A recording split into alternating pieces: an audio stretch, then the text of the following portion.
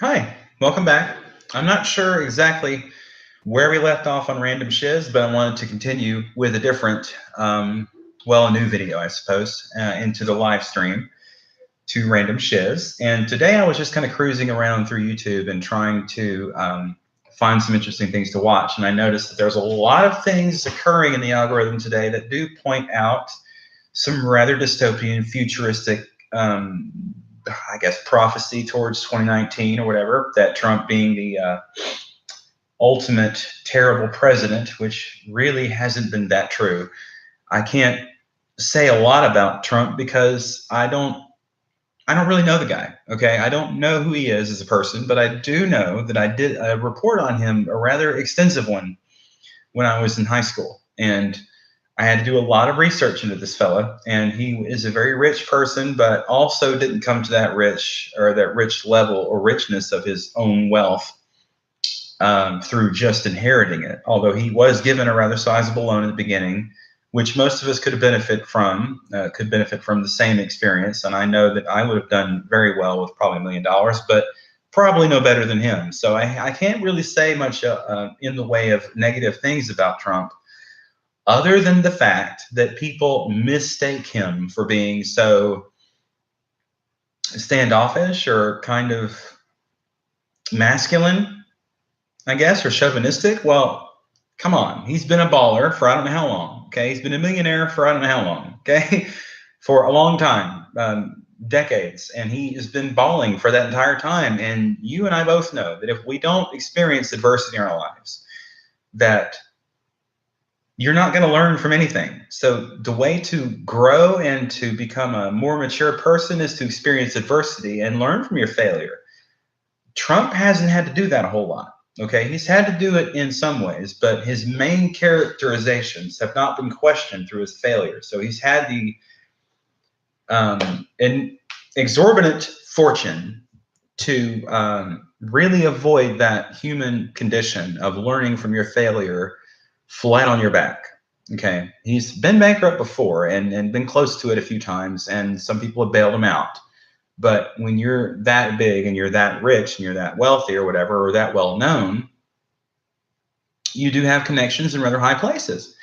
And I don't think there's anything wrong with being connected with Russia. So I don't know why people have this hard up issue with Russia. Okay. Germany, I would be worried about. Okay. Germany is where World War II originated. Okay. That's hush up. Okay. Not today. Germany is where most of that crazy, crazy crap from World War II originated. Pearl Harbor was self-inflicted. I know a lot of folks are going to be like, really? You think that? Yes, I do. Because we weren't involved in the war before Pearl Harbor, okay? We weren't involved until we had an attack on our own soil. But we've been known in the past to stoke the fire of patriotism by self-inflicted wounds. We've been known in the past to do that. To get anyone rallying on the side of anyone else, we have to feel the heat on home soil before we do anything about it.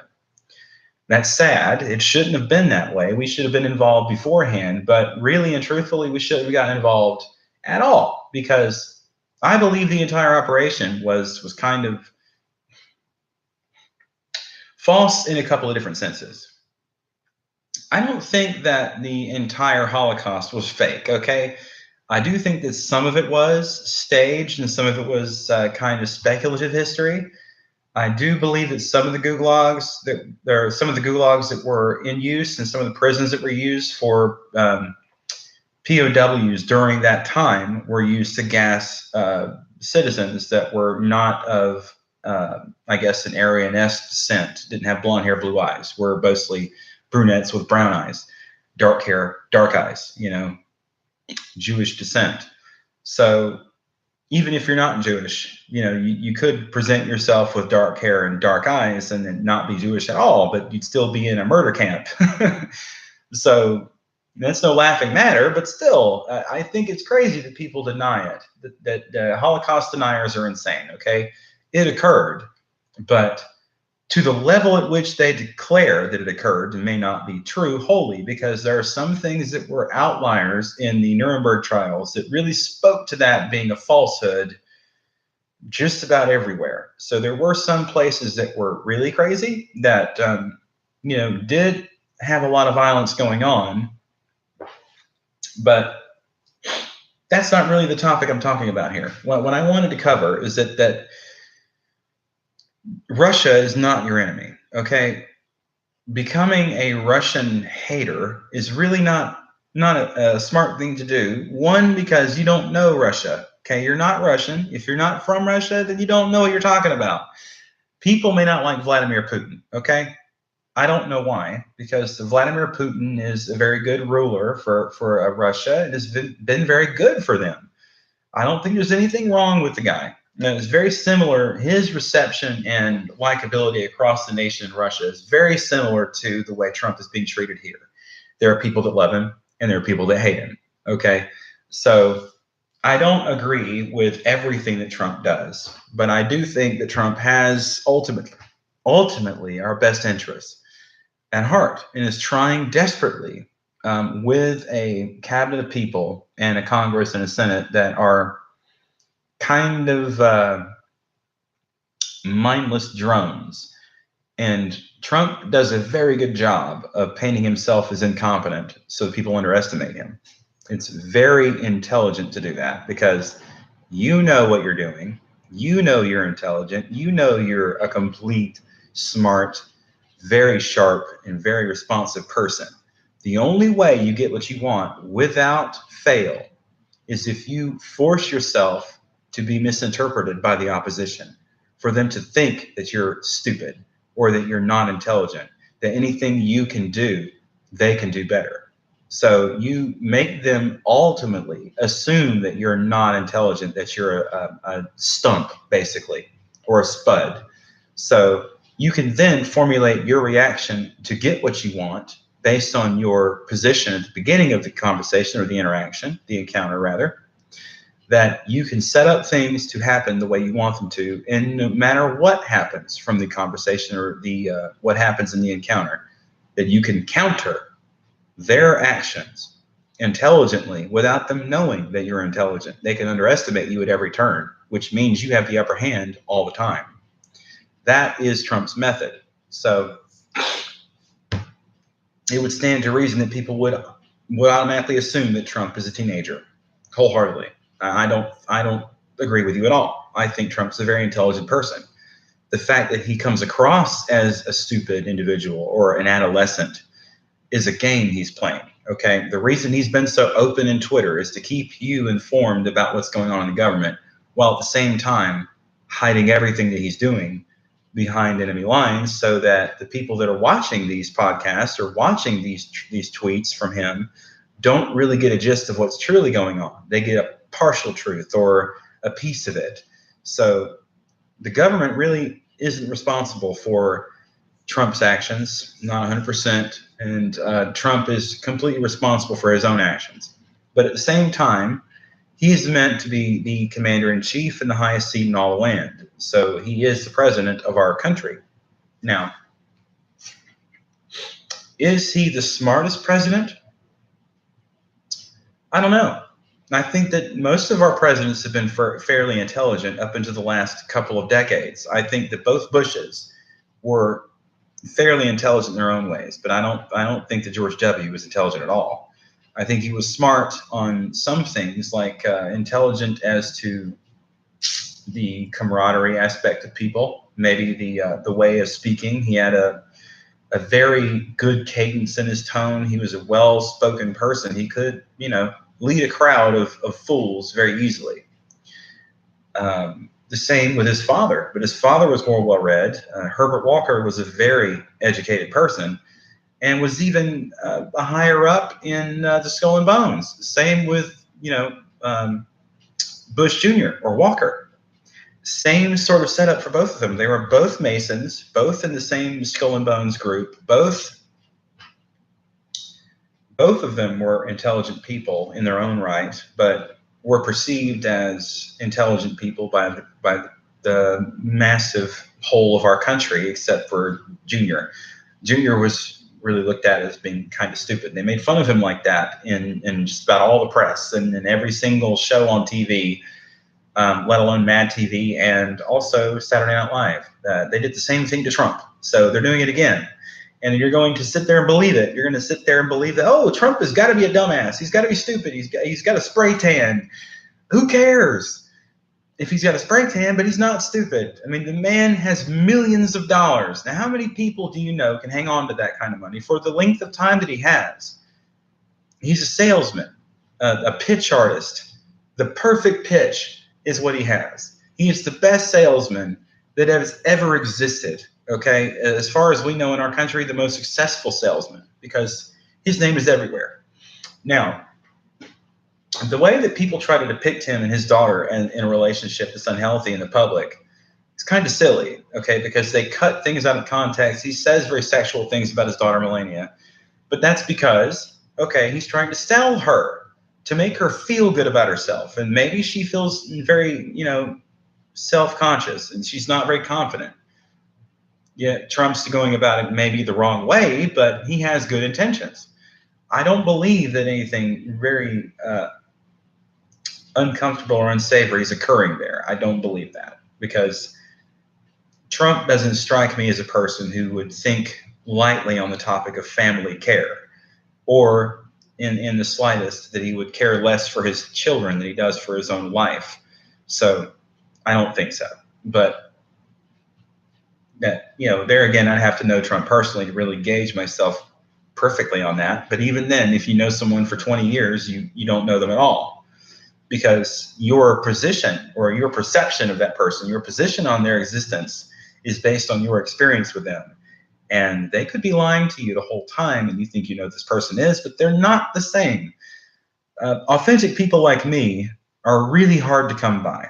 Authentic people like me are very, very rare and increasingly rare in our modern society, because people care about their image, they care about how they're perceived by other people, and they care about other people's perception more than their own. So they'll lie, they'll cheat, they'll steal, they'll cover up their lies, they'll hide their mistakes from other people, and they won't even be honest with themselves, so much so that they'll believe their own lies. That's occurring in our country now. Authentic people like me that'll come out and tell you that are even fewer and far between. So I wanted to try and give you this, small benediction to my psyche and to my intellect here, and say that there are some people who are curious about my belief systems and my philosophy in the background there. I am a very spiritual person. Okay, that's one thing. I do believe in a higher power creator, but he is very benevolent, very, very much, very loving and very caring for all of us. He or she, whichever iteration you choose to predicate your belief system upon, would be accurate, because the creator of all things is formless, not void, but without form. He is or she is complete energy. And you can attach any predication you want to that, or you can attach any sort of sexualization, I suppose, whatever you choose to view it as. Could be father or mother, regardless of whatever you choose to say. God cares not what you call him or her, just cares that you talk. So in some of my other previous videos, I wanted to cover something in Random Shiz that would be different today. So in the religious aspect of it, what I think is very specific in religion is that it all tries to tie things down to morality, to what should or shouldn't be occurring, and how you rid the world of immoral people. Now, therein lies the problem. The problem I have with Christianity, okay, is that it creates an adversarial system in which we are held to a set of rules, numbering in 10, that we are to not commit any of those sins, regardless of who we are or what we are. Now, those rules are for the people who are lost. Those of us that are found, that are reborn in whatever way we choose, you know that there's only two real spirits in life, love and hate. Now, if you've come that far and you're with me on it, and you understand that love is pure and hate is unholy, then you know that hate is not from God. It is from the evil one, or the deceiver, the deceptive person. So each religious construction has a deceiver, has a trickster God. Each religious iteration, or um, permutation, I should say, rather, in society, does have a trickster God, or an evil or deception in its ranks. Now, the highest and highest of holies in the Christian religion is, or in the Christian theology, is right around the Holy of Holies where God resides. God himself is sitting. Just outside that is the throne of God, or the throne of Jesus, I should say, rather. Just outside of that is where Jesus resides, in the court. Now, when you go before the great white throne of judgment, that is where Jesus sits, because you can get to God by no way but through Christ. So that means before you get to God, you have to come to terms with Jesus.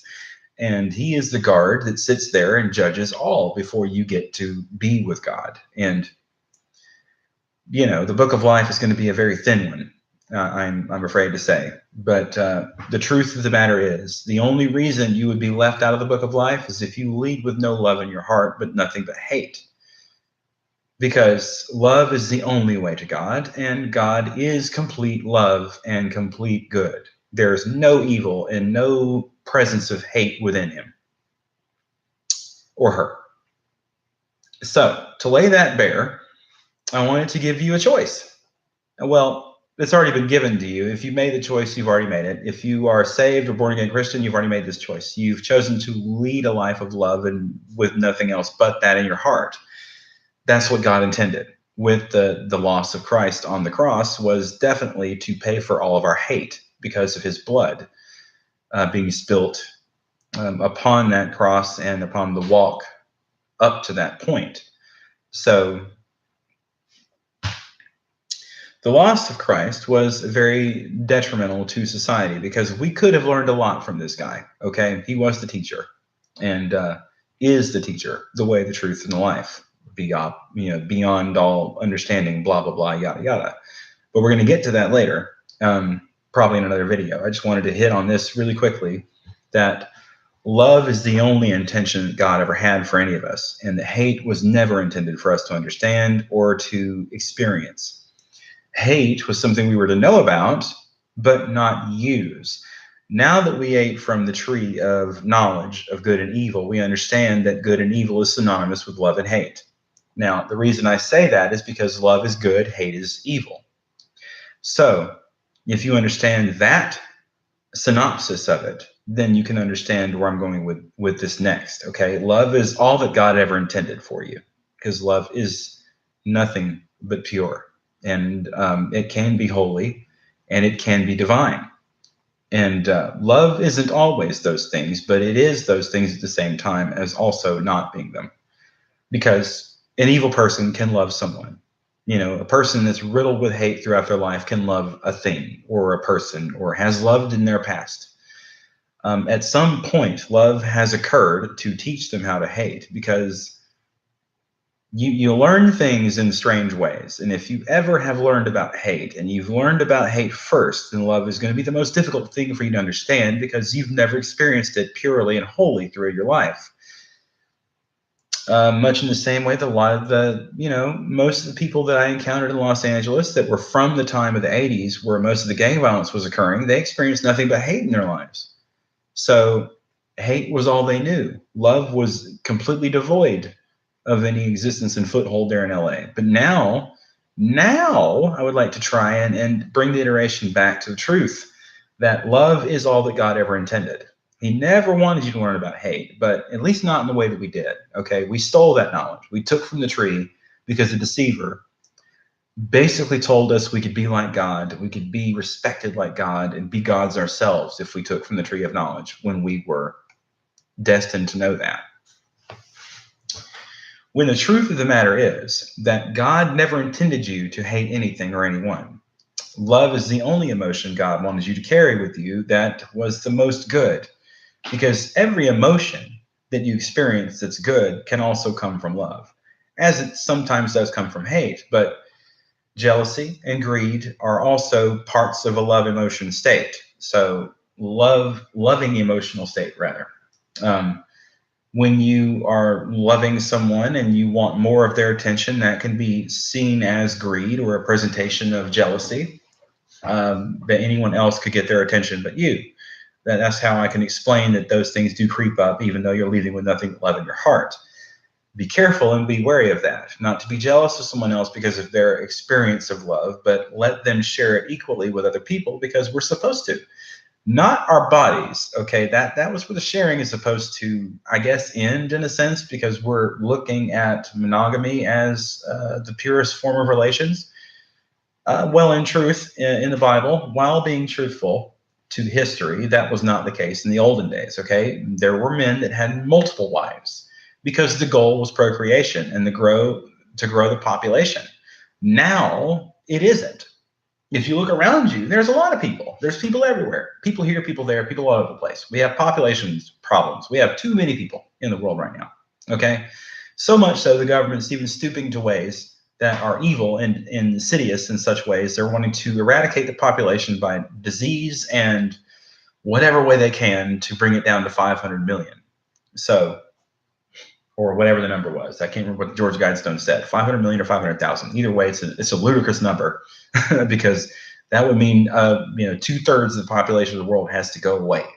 And I don't know if I want to be part of that. You know what I'm saying? That's not good. The best way to do this is to understand that we are to take care of ourselves, to love the neighbors that we have as well as we do ourselves, or as much as we do ourselves. Because if you truly love yourself as you do your neighbor, or you truly love your friend or your acquaintance as much as you love yourself, which you are supposed to, which is by will the order of God, loving your neighbor as you love yourself is one thing God preached the most and that Jesus actually spoke upon. To love everyone around you as much as I love you is exactly what Jesus was speaking to those people. Okay. Love, love, love, love, love, love, love, love. That's all it is. Now I say that a lot and a ton of times, but because it's true. Now, if you love someone you don't know as much as you love yourself, you do know who they are. You do know them. You may not know them through their personality, but you know their basics. They need food, they need water, they need shelter. Those three things are a necessity and a basic thing that we need in our lives. So if you love your neighbor as you love yourself, you would feed yourself, you would clothe yourself, and you would house yourself, would you not? Okay, so it would stand to reason that to love your neighbor as you love yourself, if they're hungry, you would give them some food or help them out any way that you could. Tithing 10% of your income is exactly going to that. So I don't mean giving your money to a church because that's a waste of time, especially when you see the pastor driving around in a really nice car that you couldn't even afford with your full-time job. Okay? So let's speak to this in a perfect manner. What you should be doing, okay? Why Jesus never set foot in a church? Because it's not where you belong. Once you are saved by the blood of Christ, and once you are a follower of Christ, you can then become a leader, a fellow, a brother of Christ, or a sister. You can become a compatriot, a comrade, someone you can be friends with Jesus and let him also be your guide while being a shepherd for other people that are lost. So, I have an undoubtedly displeasing appearance to some people. Okay, they may think, why is this man wearing earrings that size? Why are you wearing girls' clothes? Why are you wearing a backwards baseball cap with an upturned bill? I like the style. There's no meaning behind it. There's no agenda. Okay, and these earrings are awesome because they're spikes. I don't know if you can see them, but they're spiked and they have these awesome gems. And because I am a crossdresser and transgender, so explanation given. But that does not mean I'm a satanic person, although I have tried my hand at multiple different religions and multiple different spiritualities because I wanted to see what all was out there before I adhered my mental faculty to one or the other. And I still haven't decided which one I want to base my entire knowledge on. But I do think that Christianity and, Wicca and paganism have the closest relations to one another because they all speak of pure light and balance. So when you understand what balance is, then you know that the existence of evil is necessary. Now, what I mean by being necessary is, okay, so just go with me for a minute here. Every time you eat a chicken or a piece of chicken, you just killed it. Every time you eat a cow or a piece of a cow, steak, meat, beef, any kind of bovine product, you participated in its murder. Okay? Every time you eat a living thing that had to die for you to sustain your life, you have just violated the prime directive. You've killed something so you can live. Now, God also knows that that's a acceptable sacrifice that can be made for your sustainment, because that's what those animals were intended for, was for your well-being, for all of our well-being, because a human diet without meat probably isn't possible these days. Okay, I know that there's vegetarianism and there's vegans, there's people that don't eat meat at all. In the long run, people, it's not healthy. Okay, in the long run, people, generation by generation, it's not healthy. Okay, because you can derive a lot of deficiencies eating that way. It's very stupid, very foolish. Okay, I'm not saying the people that are vegetarians or vegans are stupid. I'm just saying their practices of not eating meat are stupid. They themselves may not be, but their practice of not eating meat is pretty foolish because you need the protein. So you can get it from eggs, but there again, you're still eating an embryo from another animal that could have turned into another animal. So you're then still taking a life. So there's no way around it, people. Get used to it, okay? Because every sacrifice those animals make for our well-being and sustainment doesn't go unnoticed. Okay, and you should be thankful, which is why you pray over your meals, or why you're supposed to pray over your meals, because you're supposed to commend the spirit into the hands of Christ or the hands of God or Creator or whatever, that spirit or soul not be led to wander the earth forever, but to the light of the everlasting. That into thy hands, Father, I commend thy spirit, because you die to yourself every day. So you're killing yourself to give yourself over to God every single day. It would stand to reason that even killing anything, for that matter, would be evil or wrong. And it is, but necessary evils do exist, okay? Jesus even fed crowds with fish and bread. The fish have lives too. The fish have souls too. Do they not deserve to live as much as you? Of course they do, but they still have to die for us to live. So there in and of itself is a conundrum, and also I would say a conflict, or maybe even a paradox in that sense. But the reason those paradoxes exist, that the paradox exists, is because we think of it as a paradox. When truthfully, that is the reason those life forms exist, not for our consumption solely, but the food chain is there for all the rest of nature. We're meant to live in harmony with nature, and nature even commits the same murder, okay? Not really cannibalistic in some ways, but there are some cannibalistic things that do occur. But the real murder sin is for another human to kill a human. That's the murder aspect I was talking about, okay? Taking the life of a lesser animal to use for your sustenance is not murder, okay? It is still killing, but it's not murder. The reason I wanted to define that and to give you and bring you along to that path to think that murder is the same as that was because I wanted to explain the sincerity of it and the severity of it. Because taking a life is still taking a life, no matter how grand or how small the life may be. It's still taking a life. It means killing an ant or a roach is the same as killing a dog or a cat or a lion or anything you can use to consume or whatever. I'm not saying you eat bugs, but still. Ants have lives, and they do or may not have souls, but I believe everything living has a soul, another Buddhist teaching, and a spirit, and a consciousness level. Now, to bring this to a close, because I have things to do, really is speaking to the fact of hate versus love being the most important thing. You have two choices in life, love or hate, okay? Up or down. That's it. The choice is yours.